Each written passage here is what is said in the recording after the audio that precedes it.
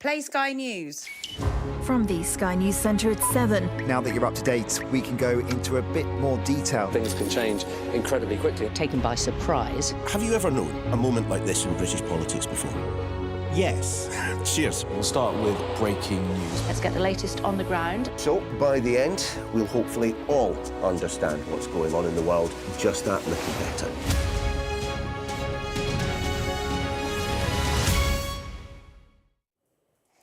Well, this is Sky News. In just a moment, the press preview, a first look at what is on the front pages. First, though, our top stories this evening. The US President-elect Donald Trump has watched his political ally Elon Musk's latest space launch. The Starship rocket launched successfully, but there was no attempt to catch the booster rocket as it descended back to Earth. Vladimir Putin has told the West he will consider using nuclear weapons as Ukraine launched its first strikes of long-range US missiles into Russia. And Jeremy Clarkson has told Sky News the government should back down and be big enough to acknowledge they made a mistake by introducing an inheritance tax on some farmers.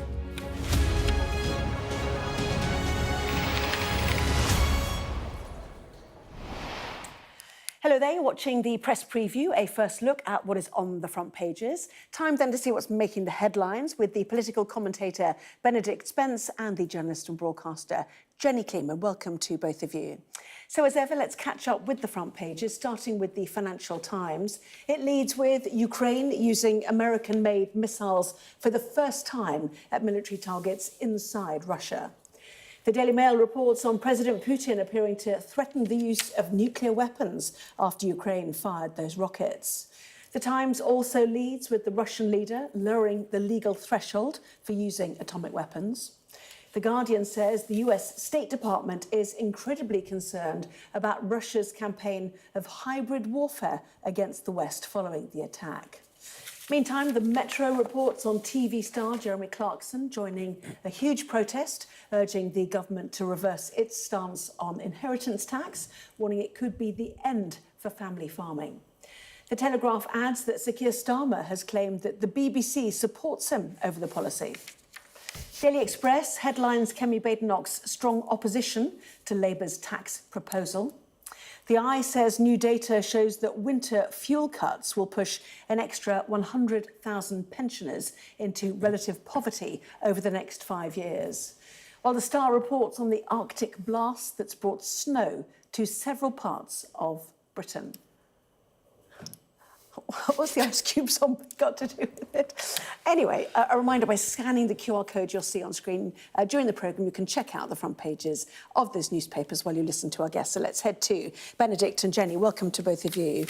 You know, substantive day, certainly in the war in Ukraine, 1,000 days since the invasion, and now for the first time, Russia says Ukraine has fired long-range missiles, Jenny.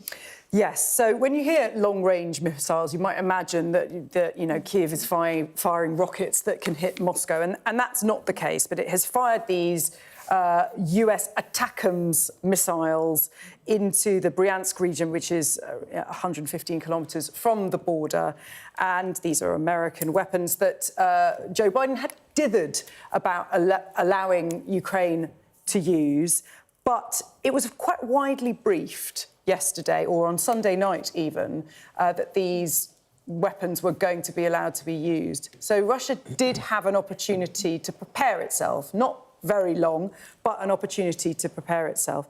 And this restriction on using these weapons is not anything in international law. It doesn't really mean anything in terms of a precedent. It was a restriction that Biden had imposed himself. Nevertheless, this is significant.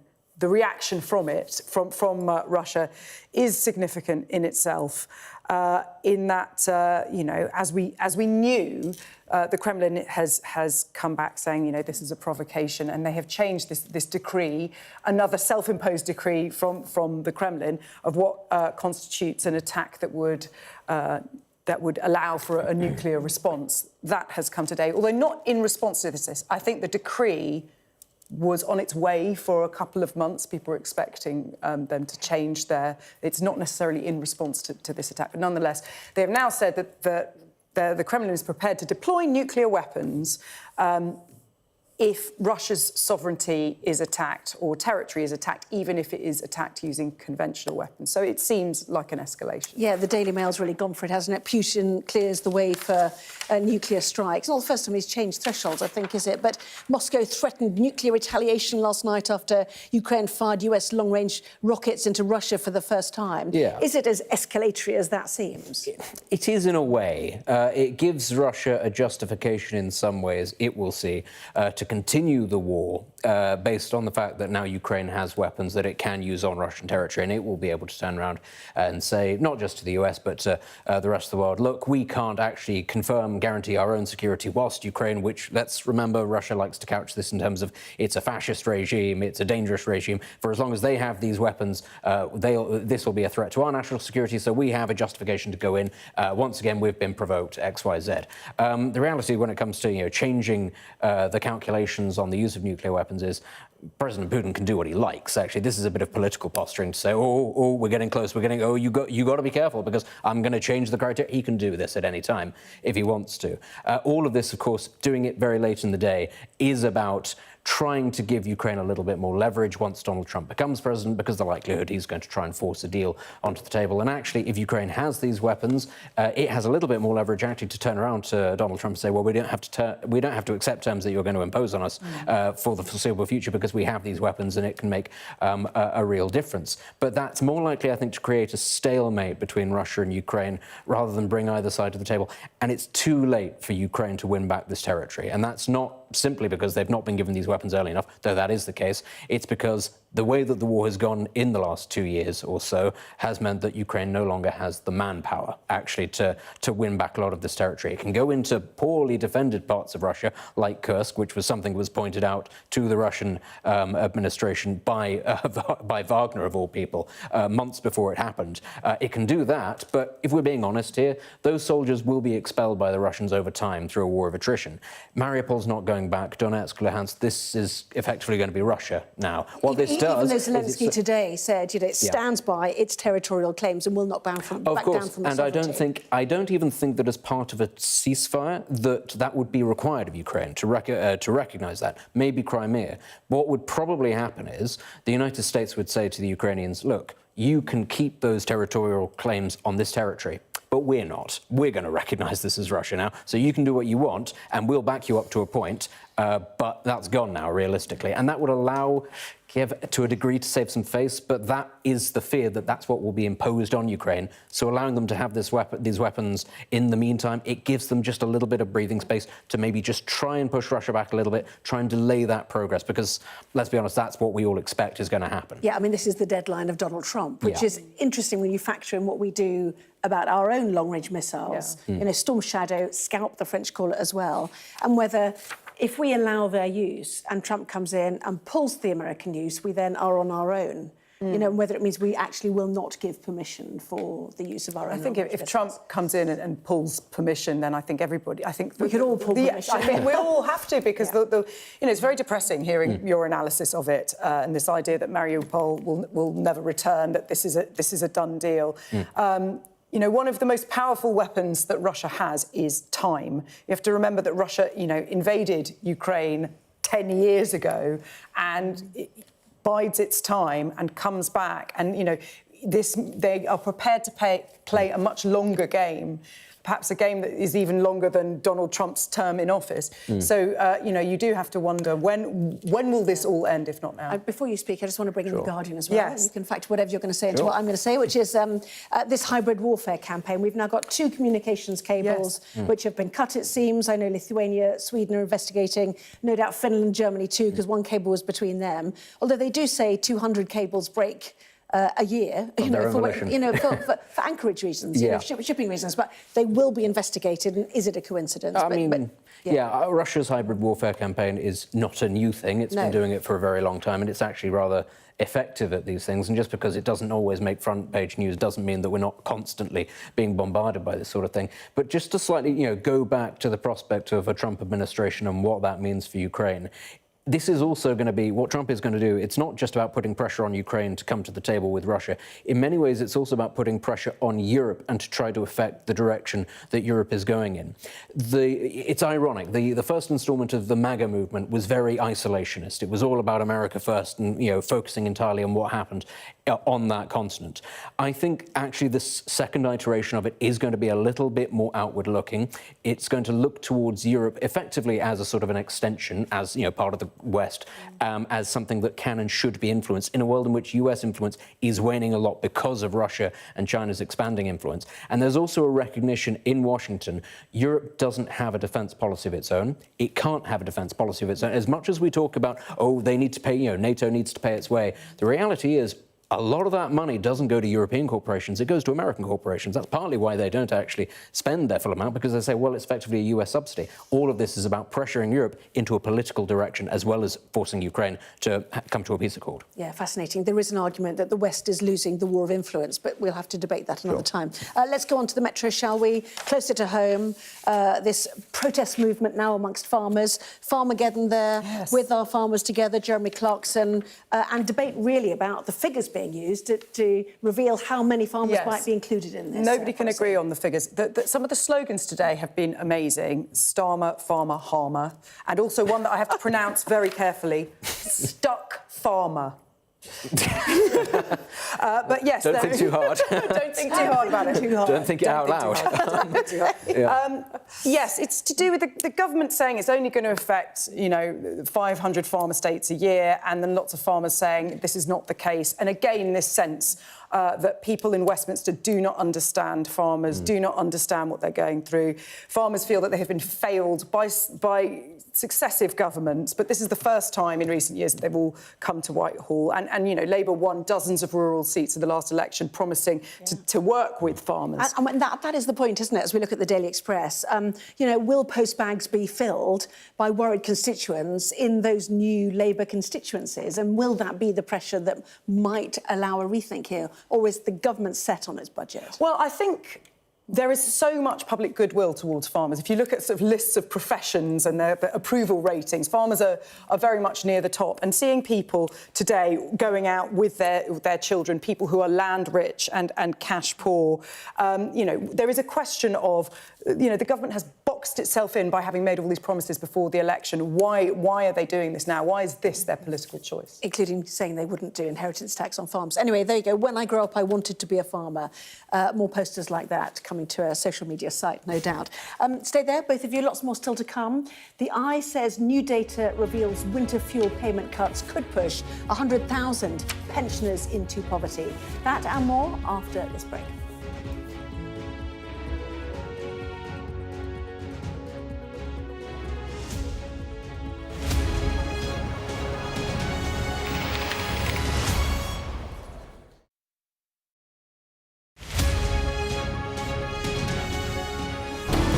Jubilation in the streets, while some emotional.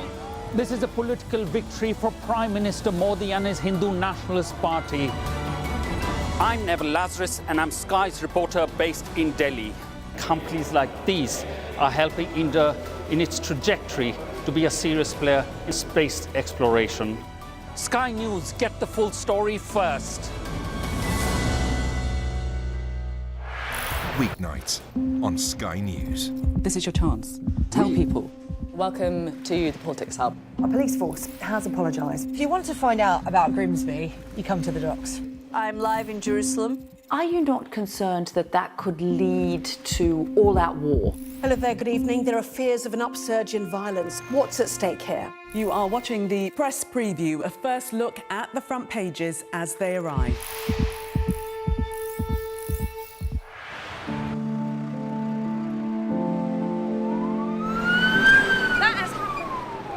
And now it's coming from both sides and it's moving this way. Clearly not had very much to eat at all, a lot of them extremely thin and very frail. The people here are praying quietly to themselves. I'm Alex Crawford and I'm Sky's special correspondent based in Istanbul. Now they're trying to finish the job off so that they can move into the square. Okay, it's okay. Don't worry, it's okay. They're becoming very sensitive about having the media around. They have no protective masks or protective equipment at all. We aim to be the best and the most trusted place in news. Every time they touch them, they spray.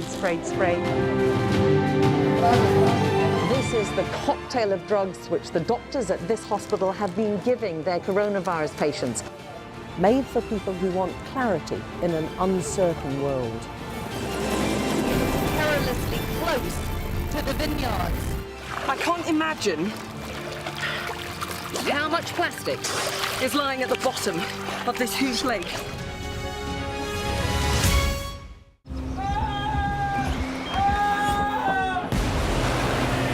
The most significant day of this conflict. They keep telling us that they want aid. And this is what's left of it. Tanks, heavy vehicle. Why only in America? People want their country to work. Just want a job in a normal life. Why are these homes empty? I want you to be honest with people. That has happened within minutes. Sky News, the full story first. Free wherever you get your news. We arrive. A secret hospital hidden in the Myanmar jungle, treating the victims of this bloody war. This is Myanmar today. Its military rulers don't want the world to see, but we have. I fight for my own future. I fight for my generation's future. This is an actual crime. They don't care for that. Myanmar army is only a couple of kilometers away. So this is a major humanitarian disaster.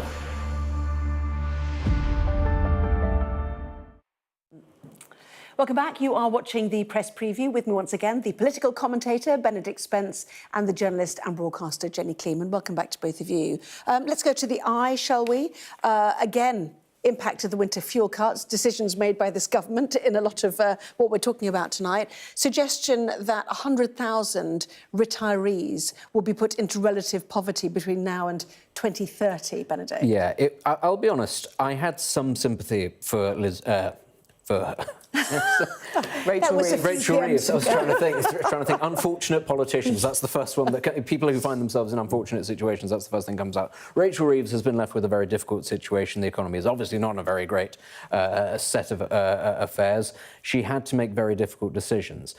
Politically, taking away the winter fuel allowance in the manner that they did not come across particularly well. Now, it's never going to be an easy sell trying to take things away from pensioners, whether they be vulnerable, whether they actually be quite well-off pensioners. There are a lot of those as well. That was never going to be an easy political sell, but it is one of those things that does have genuine impacts. Everybody knows that the cold weather kills more than the hot weather does, and it affects the elderly first and foremost. So, you know, this was always going to be, I don't want to say a gamble, I don't want to make it sound like the government was gambling with people's lives, but this was always going to be a very difficult thing to try to sell. And if we do have a particularly cold winter, well, we all know the end results of that. Now, whether it's actually going to be 100,000, I think it says that it could be as little as 50,000. So this is the upper limit. But I mean, Work and Pension Secretary Liz Kendall, revealing the figures to Parliament, says it does not take into account mitigation, so it fails to account for rises to the state pension under the triple lock, which was the government would argue considerable. Yes, and also, you know, they're counting on more people applying for pension credit because that is the threshold. If you qualify for pension credit, then you don't have to. Then you get the winter fuel allowance. The question is whether or not that threshold is wrong, whether or not that threshold is too low, because it's something like you have to have an income of something like £11,000 a year or less. That means if you're living off £12,000 a year or more, you don't get the winter fuel allowance. So this is really a threshold argument. Yes. The farmers say it's too low for their inheritance tax, and pensioners would argue the threshold is too low too for the numbers who've been taken out of health. And this is the thing. You have a government that is tinkering with thresholds because they weren't doing something more bold on tax, because they made all these promises before the election that they weren't going to raise taxes on working people. And here we are. Yeah, and the Star reminds us, in its own way, let's put it that way, that actually we're now at the point you put your heating on and the money that pensioners got with their winter fuel payments psychologically has a big impact on them of whether they heat their homes. Yeah, I mean, this news coming today on a day where we're all really, really feeling the cold. This modelling we'd been waiting for this modelling for ages, and then it comes out today. Yeah, I in particular have been feeling Jenny cold. walks in saying, I'm just really cold. That was the first yes, she said. It's freezing. Yeah, Benedict, I mean, the thing is that every day of cold winter, it'll come up. Of course, but, you know, you're talking about thresholds and them being sort of very low. This is, of course, a reflection of the fact that